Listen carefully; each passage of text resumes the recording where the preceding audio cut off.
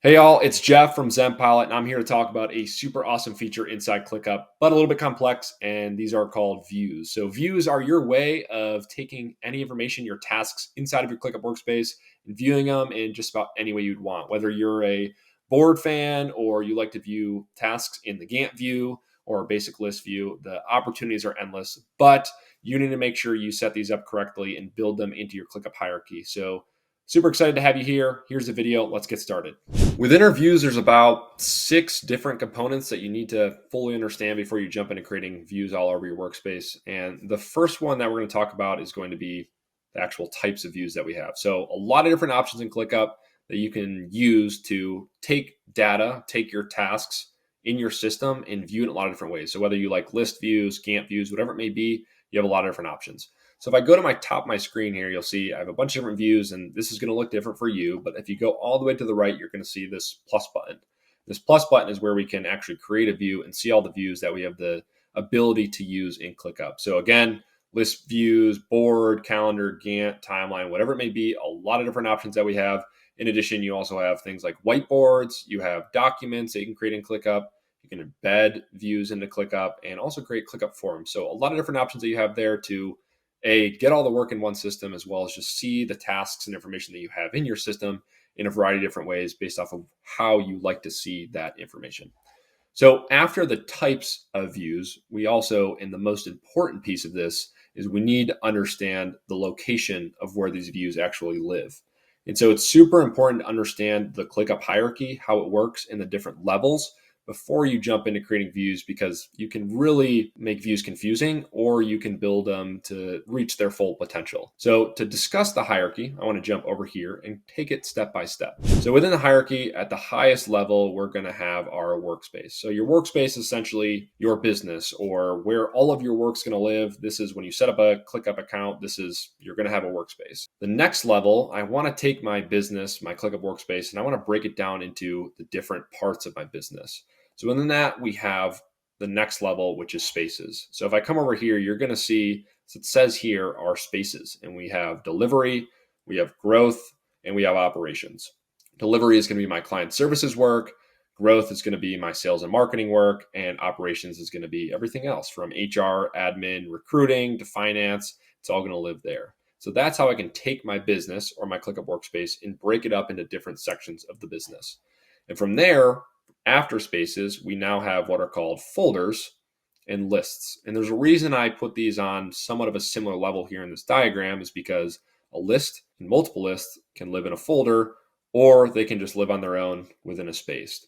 And there's a couple different reasons why you do both of these, but folders just add another level, and you'll figure out why when I talk about views more in depth in a second, but you can create both of these within a space. So to give you a good example, if I go to growth, you'll see within growth, we have a marketing folder where all the marketing work will live. And then I have sales where all the sales work will live. And within marketing, we can break that up in lists. So we have our website work here, we have our content work here, and we have our email work here. So a lot of different options. That's just my way of further breaking up this folder or this department within the section of the business into different categories based off of me needing the reporting and visibility for those certain sections. And in addition, to give you another example, in the delivery space, we're going to have folders that break work up into different clients. So Dunder Mifflin, ZenPilot, Trader Joe's, all of my work for those clients are going to live within their specific folder. And in addition, I have a list here that's not living within a folder.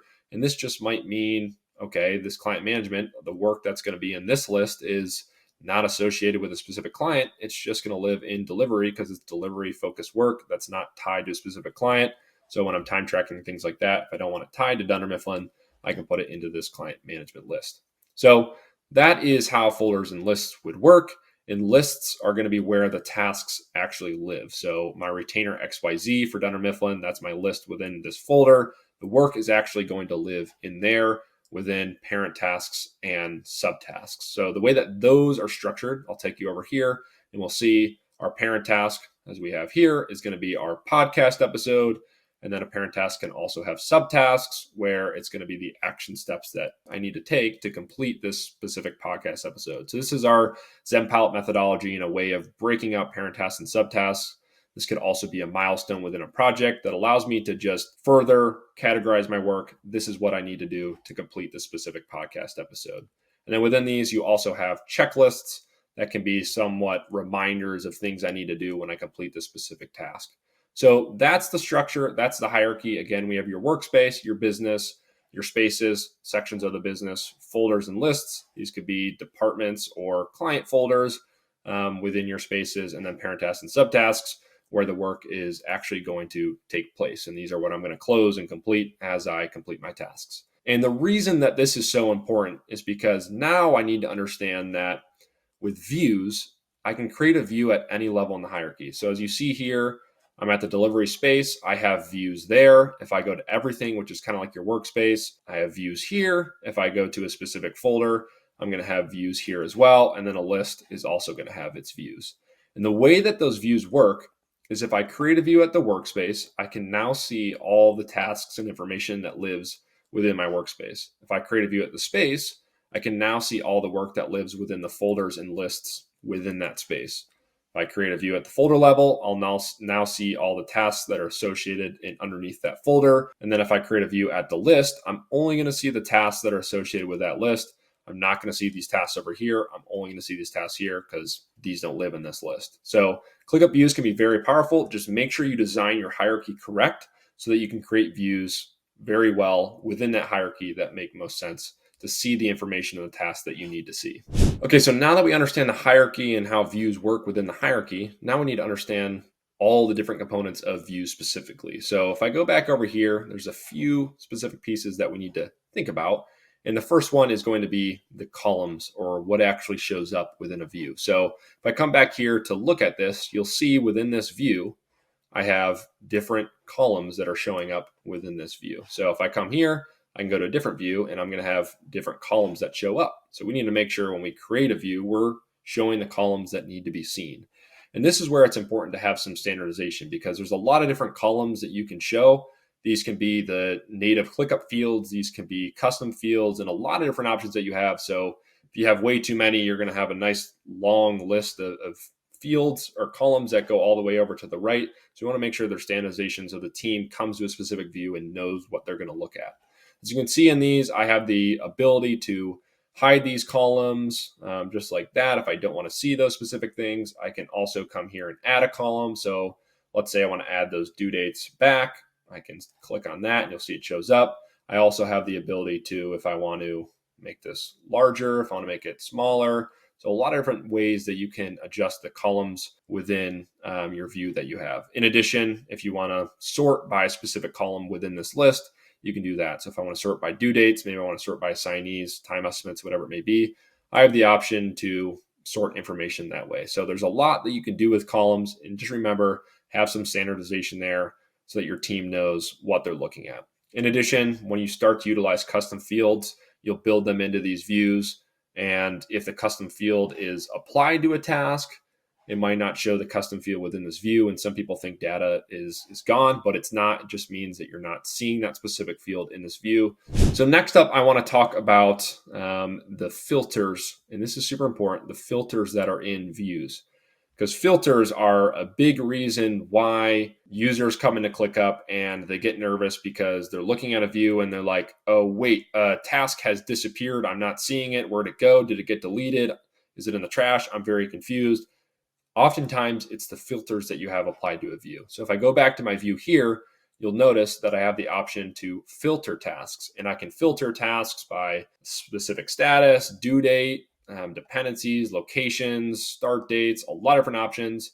We like to sort or filter these by specific custom fields, which I'll go into an example in a second. But you have a lot of different options to filter tasks out based off of a unique identifier. So always take note of that. That's oftentimes why people think that a task has disappeared. It's because the filters are built into that view. And if a task no longer meets a specific filter, then it might not be shown in that view. Doesn't mean a task is gone, just means you can't see it in that specific view. So those are filters. In addition, we have ways that we can group tasks. So if I go back here, you'll see right now it's being grouped by assignee. So I can group by nothing. I can group by statuses, priorities, tags, due dates, and custom fields. I can also, as you see here, I can make it ascending or descending. So a lot of different options that you have within groupings and in views. It can get very confusing. There's just a lot of features to go through. In addition, the last thing to take note of is the settings that you have within a view. And so you have your columns, you have your filters, things you group by. You can also do me mode and assignees. It's another way to kind of filter tasks down. But in addition, if you go to the far right here, you'll see this gear. And if I click on that, there's a lot of different options now for me to choose from. So I want to take these step by step. So I have my view options. I can come here. You'll see task locations and subtask parent names. That just allows me to put some breadcrumbs on these specific tasks. So especially when you start to create views that are out of space or the everything/workspace level, these task locations just give me breadcrumbs to know where this task is actually living. So you'll see if I turn that on, that's showing me the list that it's built into. And if I click on that, that'll take me right to the list. Again, if it's just in the list, it doesn't mean as much. If I were to go to a space level to see where it's living, that can be very helpful. In addition, subtask parent names, as you'll see, I turn this on, that's going to add the subtask parent name to this specific task. Now, that might be a little bit too much. I can turn those on or off. You also have the ability to, if you want to see closed tasks or closed subtasks, otherwise I keep those turned off. If the closed work, if you just want to create a view to just see that closed work instead of the to-do work, you can do that, but that would just make the view a little bit too much. We also have tasks in multiple lists, subtasks in multiple lists, empty statuses, or wrap text. Back here, subtasks, this allows me to either, if I want the view to be a little bit cleaner, I can collapse all, so I'm just seeing the parent task, and I have the option to expand the subtasks if I want to. I can also choose to expand all the subtasks, so it automatically shows the subtasks shown.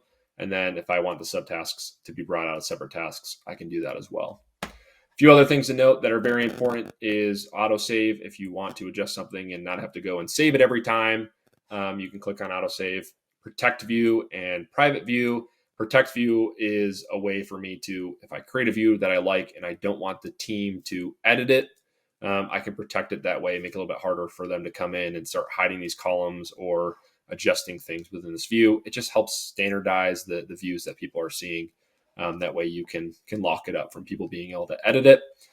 Private views, essentially what this is meaning is that I can come onto ClickUp and create a view that's private for me to just see, or you're going to make a view public automatically, which essentially is saying anyone in my ClickUp workspace, when I create a view, can see that view. So if I don't make it private, just take note of that. Any edit, any adjustment you make to that view, everyone else in your ClickUp workspace is going to see that. That's not private to just you unless you make it a private view. So that's something to take note of. A lot of teams might have a ton of private views, and people can also turn the views private for them, even if you created it. So just make sure there's documentation and standardization there for your team. The last thing is going to be default for everyone. If I turn that on, essentially anytime someone comes to the retainer XYZ list, they're going to go right to that specific list or that view. So instead of seeing all these other views, they're going to just go right to that view. So that's going to be the view that's going to be the home view per se for the specific list. And you'll see that by the little home that's shown there. In addition, default to me mode, I wouldn't necessarily turn this on unless you're only trying to see the tasks that are assigned to you. But if you're not, you want to make sure that is turned off. So that's all the settings within views. Again, as you note, there's a lot of different features and adjustments that you can make within views. If you do like a view, all the settings, you're also able to turn that into a template. So if I want to take this view that I like in this list and put it into another list and have a templatized view with, again, the columns and all the settings with the filters and what I just showed over there with those settings, I have that ability, just like I would save a task or a list template in ClickUp. If I come to the template center, you'll go here, save as a template, you name it, and then you're going to deploy that elsewhere, wherever you want that view to be deployed. So a lot of different options within views. Again, it can be very confusing, but I want to take you through a specific example to show you how this works so that you can visualize it and how you're actually going to create some views. So let's go over here to a quick diagram to show this off. So let's say as I get my workspace all built out and my hierarchy is ready to go, and I have my growth space, I have my operation space, and let's say this is my delivery space over here, just like we have shown over here in the left-hand side. Let's say I am an account manager and I just want to see tasks associated with my specific customers that I'm managing. So I'm in charge of Dunder Mifflin and ZenPilot, but not Trader Joe's, Giant Eagle, or any of these others. And I want to be able to create a view that just shows me tasks not necessarily assigned to me, but the team is working on. And I want to see tasks that are associated with me being the account manager. So as we noted in our hierarchy, I can't create a view at the folder level here for me to be able to see tasks in this folder. Let's say this is the Dunder Mifflin folder and this is the ZenPilot folder. If I create a view here, I can only see the tasks that are underneath that specific folder. But if I create a view at the space level, I can then see all the tasks associated with all these folders here. So what I want to do is I want to be able to just see the tasks in this folder, but not these. So how can I build that out? What we need to do is we need to have a unique identifier, like a custom field that allows me to create that unique part of those tasks that allows me to use a filter at a space level view so that I'm only seeing these specific tasks. So what I'm going to do is I'm going to walk through the scenario so that you can see how it's done. So what I'm going to do first is I need to make sure, as I mentioned, you need to have that unique identifier, that custom field that allows me to use that as a filter at the space level view. So let's say I have all my tasks in Dunder Mifflin and ZenPilot, and what I want to do is I want to come here, select all these tasks, and I want to use this custom field. We'll do account manager is Steve. So again, that's going to add a unique identifier on that task. I can use that for dashboards or reporting purposes, and I can also use it to create views. Next up, I want to do the same process for ZenPilot. I'm going to come here. We'll do the same thing, select all these tasks, use our multi-select toolbar that we have up here. Account manager is Steve as well. And there we go. We've now applied this to all of these tasks. And remember, as you'll note, I can hide this column. And as you apply those custom fields, you might think, oh, that custom field is no longer applied to these tasks.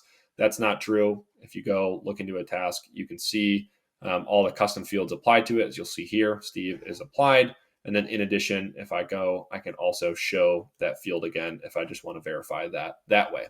So next, what we want to do is we want to go to our delivery space where we're actually going to create a view so I can see tasks from here and here, but not here, here, and all the way down to Walmart. So I'll go to delivery. And what I'm going to do is we'll see we, again, have all our views at the top. I'm going to go to this plus button. And if I come here, I want to create a list view for Steve, who is the account manager. What I'm going to do here is I can click add. Remember, I can choose to make this private so only I can see this view, or I make it public so that everyone else can see this view as well. I want Steve to be able to see this, so I don't want to make this private. I'm going to add.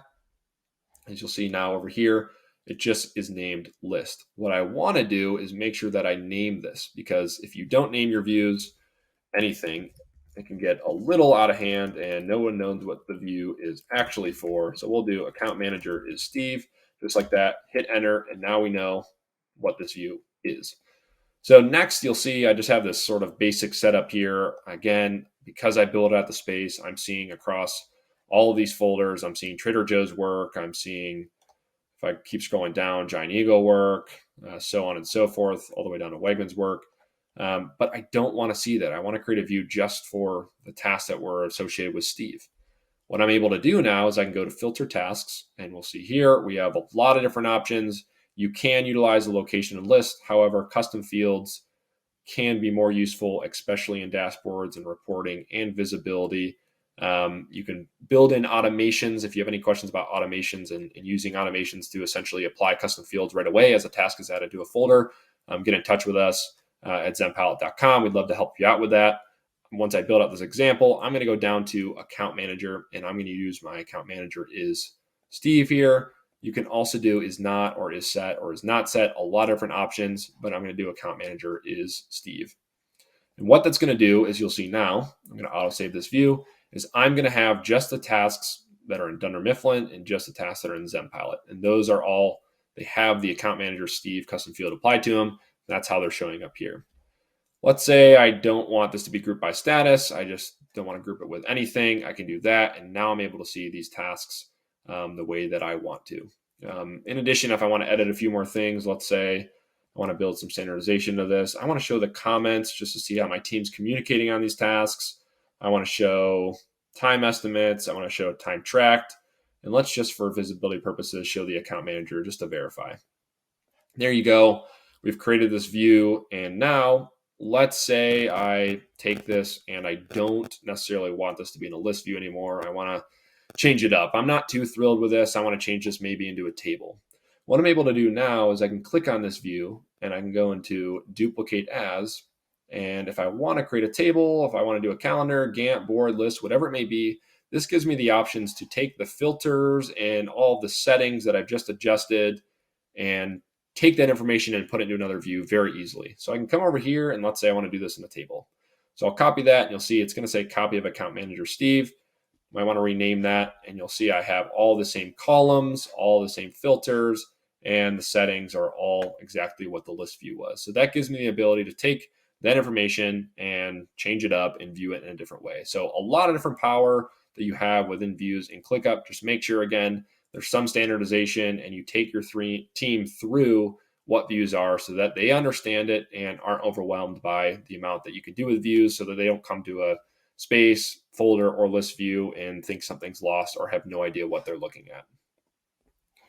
And so just to summarize what we've gone over, if I go back to our views over here, we have talked about the different types of views that we can leverage inside of ClickUp. We've talked about the locations and how it's important to build your hierarchy because you can see everything underneath that specific level in the hierarchy. So a space, I can see everything in that space, folder, everything in that folder, list, everything in that list.